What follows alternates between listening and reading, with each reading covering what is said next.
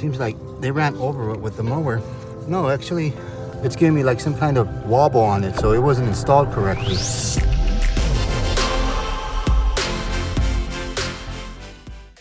Just follow it, right? So we're in Lakeland, Florida. We have I'm going to show you an example just of a sprinkler repair. When you have all the proper tools, of course, it makes it a lot easier to repair. I've not uncovered it, but I have my systems that I just really easy to fix if you know what you're doing. First thing you do is just always, I don't know anything that what's underneath there, but the water is leaking from under the ground. So I just cut the grass. When you're doing a sprinkler repair, you want to make sure you cut the grass around like a sort of like a cake. You don't want to damage. You don't have to damage the sod. And you can just push it to the side like that. All I'm doing is exposing the area completely.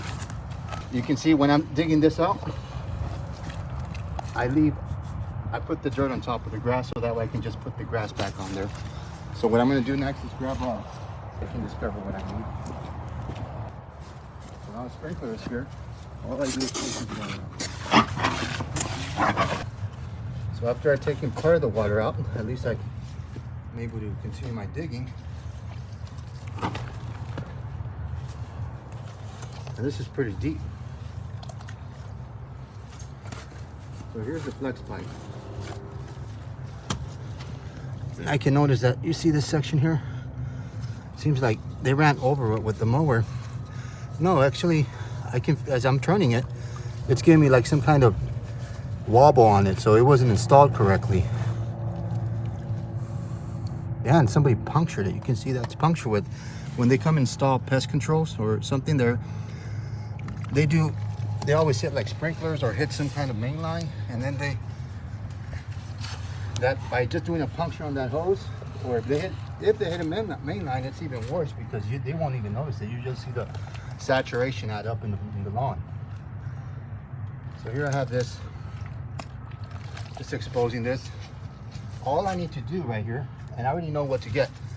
So I'm gonna, with flex pipe, you wanna make sure you put primer, so that way you clean it up. And I'm gonna use the same kind of coupling. There you go, okay. Now I've exposed it. Let me grab my tools that I need.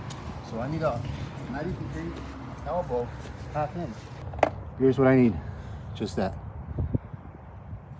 And of course my primer and my glue, and we should be good. Let me grab my sprinkler.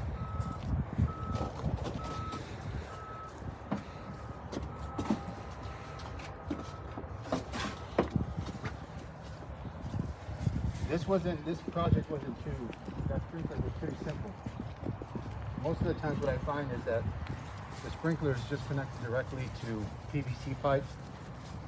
And when it's connected directly to PVC pipe, it's more easily broken because the mower goes over it. This is one of the examples I was saying. So let's imagine that instead of having this flex pipe in here, you would have had just a straight line PVC. And then the sprinkler would sit on top like that. So when the mower goes over it, it'll break off really easily. So this application with the flex pipe really extends the life of the sprinkler. So here, I'll just cut it from here. And then make sure that when you're doing this repair, you want to clean it with your primer, because this flex pipe, over time, what happens also, it shrinks and hardens up, and the connection won't be that good. So this is important that you always put your primer on this flex pipe. So we got that, and here we're doing my primer. Make sure everything's nice and clean.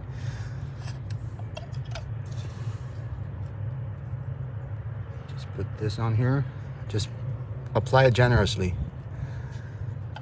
I always use, like, you see how much glue I put on there? When I slide it on there, that gives me like a sort of like a line how far deep when that sprinkler went in there.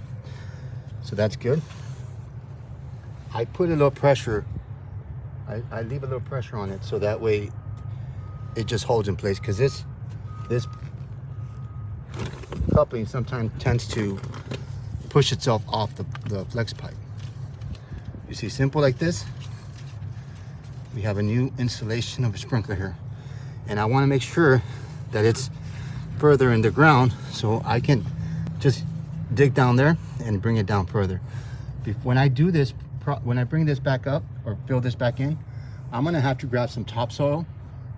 You see, I'm gonna look around somewhere in the property so I can grab some topsoil and I can make sure this is completely compacted. So whenever the mower or anything goes through here, this will not break at all. So now every time that you do a sprinkler, it's important that you dig around the sprinkler first so you can know what you're working on completely.